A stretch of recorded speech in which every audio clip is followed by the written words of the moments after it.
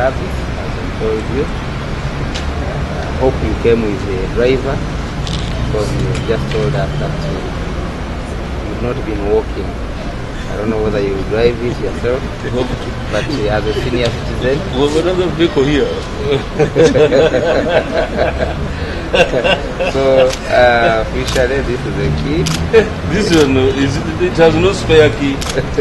Leero tubadde twakawa Professor Gilbert Kenya ayali Vice President emmotoka gye twamusuubiza abakulembeze abawummudde twakawaako babiri. Juzi twawa Professor Apollo Nsirambi wummula yali ko Prime Minister. Leero tuwadde Professor Gilbert Kenya yaliko Vice President.